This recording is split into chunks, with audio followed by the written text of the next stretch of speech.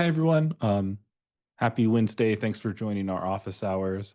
So before hopping into the CRA requirements, I just wanted to quickly show you our agenda for today. So we'll talk about this new regulation in Europe and what it means and the implications and what we believe is going to happen as these things come into effect. And then we'll talk a little bit about a new feature in Pro.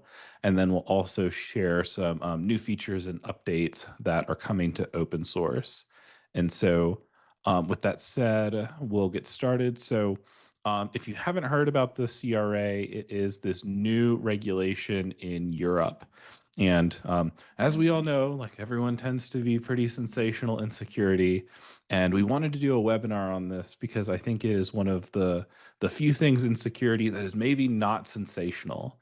Um, the reason I think that this is going to be a big deal is because of the fines and implications associated around the CRA. So essentially, what Europe has done is GDPR was so successful in terms of getting companies to change behavior that they've replicated the framework, the fines, et cetera, to the CRA. And so when I look at things that matter in security, I think this is actually one of them compared to sort of, the standard noise that we hear in our industry. And so these regulations don't come into effect until 2027. And so with everyone being so busy in our industry, maybe this is a little early. I think for anyone that does have extra cycles, it's always better to get these things out of the way earlier rather than being in a mass panic to get it done. And so, where I was when GDPR came into effect, we were in full transparency, a little late to the party. And so, it was like a mad dash to the finish line. It was a very painful couple of months right before GDPR came into effect. And so, if you have the bandwidth to get ahead of this, I think this is probably one of the number one things that's going to cause pain as the regulations come closer to being in effect. And so, breaking down the requirements, I think I'm getting a little ahead of myself, but some of the things that I've heard from our European customers and community is kind of interesting because some of the expectations maybe don't align with the regulation. But first, just looking at the high level requirements, there's expected to be some elements of security by design. And I think the other thing that's really important about the CRA requirements is companies essentially need the mechanisms and means to prove that they're doing these things. And so, security by design, it sounds kind of obvious, but I think the question is like, well, how do you prove security by design? Like, what sort of paperwork, diagrams, et cetera, are necessary to meet these regulations requirements? I think this is one of the more nebulous ones and seems like, oh, yes, obvious, of course. But how do you actually prove these things? And then two, vulnerability management. I mean, certainly less, more tangible than security by design. When we look at the vulnerability management requirements that the CRA is looking for, um, there's three key elements. There's the regular testing element, so some sort of logging, collections, reporting, et cetera, snapshots in time that prove that you are actually doing security testing and vulnerability management. And then another part of that element is providing security patches and updates in some sort of manner that are also free of charge.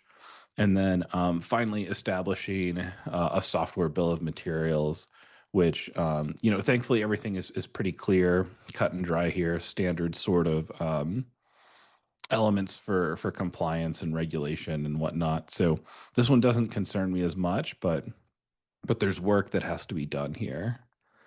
And then next is just doing a complete assessment. So um, I don't even believe that there's timelines around this one currently, but the net is you have to demonstrate in some fashion that you are doing a complete and regular security assessment as part of the software and product development lifecycle. And then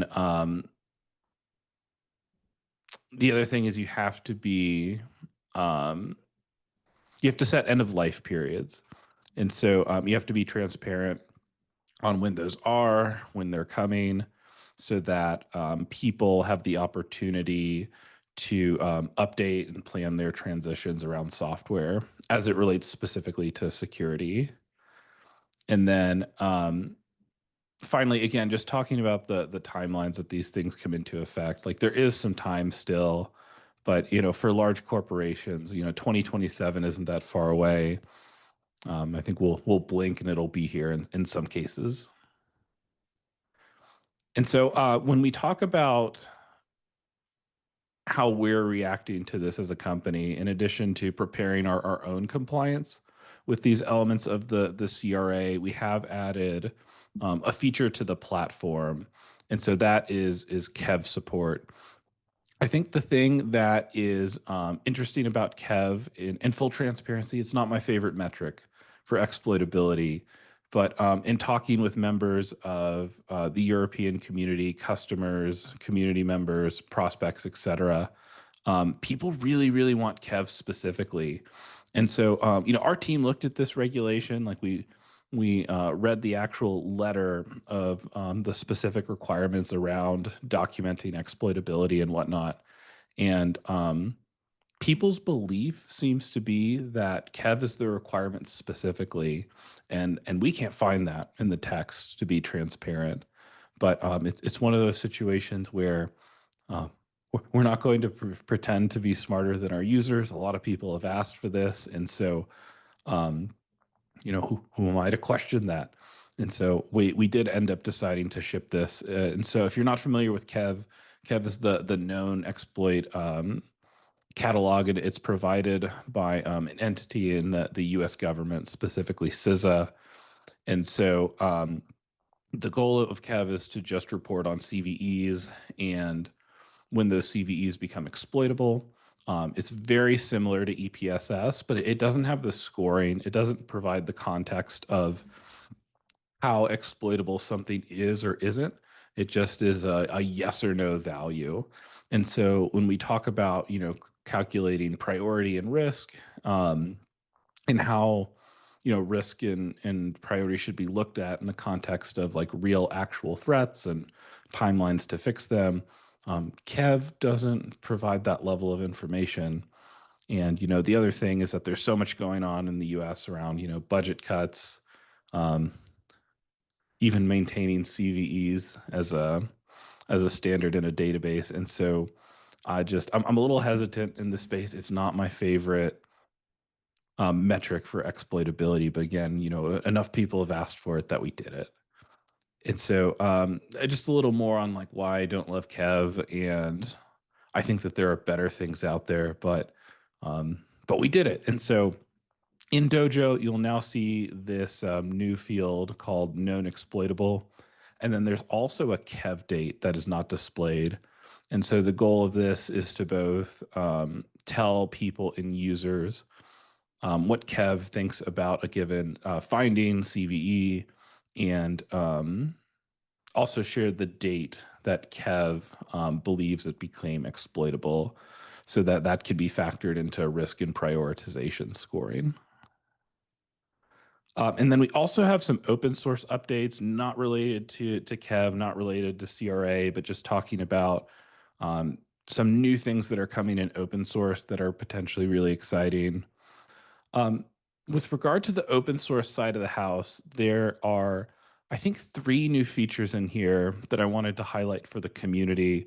So first is new finding groups. So this was a contribution made just by someone in the community that we worked with to get accepted. And so when it comes to distilling findings, DefectDojo has essentially three strategies. There's an auto triage strategy through a re-import function, and that's designed to compare scans over time and determine what's changed. We have same tool deduplication, which aims to consolidate findings that originate from the same tool. And then we also have cross tool deduplication, which aims to identify findings that are the same from different scanners that have overlap. And then we also have this group by notion. So it's a way of combining findings for ticketing or groups, just to provide another level of distillation. And so the grouping is what this user was enhancing, this member of our community. And so how this works is you now get a global view for looking at group findings in mass. And so I think this is like a hyper distillation use case, if you will. This is a way to look at vulnerabilities by category and how you're remediating against those categories rather than talking about individual threats. With the number of findings people now have to deal with how tool sprawl has continued to increase, I think we're definitely sympathetic to looking for even additional ways to distill findings, group findings, prioritize, etc. And so this is essentially what this new feature looks like. There's a new tab in DefectDojo that allows you to, in this case, the example is grouping by some vulnerability ID and then the total counts, SLAs associated. And I believe there's a view somewhere that lets you know like what percentage of the findings have been mitigated with your given group and strategy. And I believe there's 3 or 4 that are implemented. And so we were excited to, get this one across the finish line, working with that community member to give everyone in the dojo community a new and enhanced way to group findings. And so the other big change that's going on is you'll see this, I believe, in the next 2 releases, maybe let's say 3 releases to be on the safe side, to always try and be transparent on dates. But we're also making some changes to the core DefectDojo model. And so product types will be shifted to something called organizations, and products are being shifted to something called assets. And finally, endpoints are being shifted to something called locations. And so this was kind of the original open source data model here with regard to the prior product hierarchy. And this is how things will look once those changes are made. We have also, or we are also introducing toggles. So if you want to stay on the classic nomenclatures, you certainly can and you're able to. And we also won't be breaking the APIs associated with the older model. And the reason that we're making these changes to the data model is first just to better align with current industry standards. So many people for repo management have centered on GitHub or GitLab, and we wanted to more closely align with their naming conventions to let people import data easier, to make the model kind of easier to grok for those that may be newer to security, but also to provide more flexibility and granularity in terms of how we report on things. And the other element of kind of this grand vision with redoing certain parts of the model is the ability to create additional nested hierarchies in Pro. So um, I think companies are much more complex today than they were, say, 5 years ago or even 2 years ago.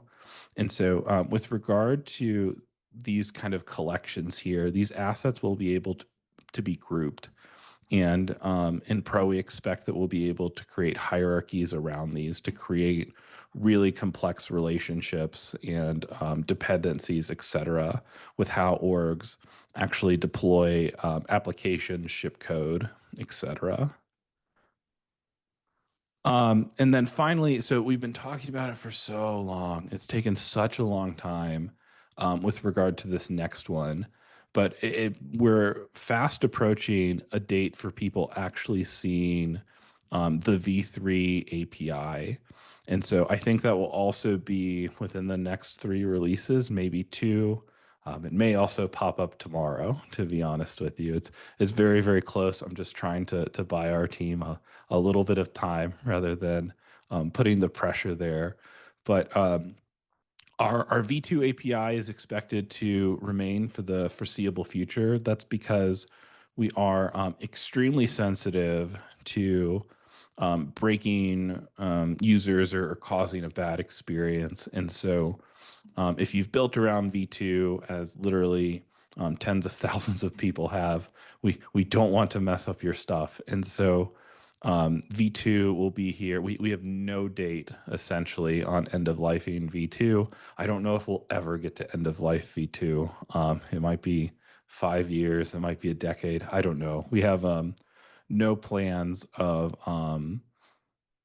discontinuing V2, but at the same time, the V3 alpha is coming. And when you see those changes in open source, they aren't final.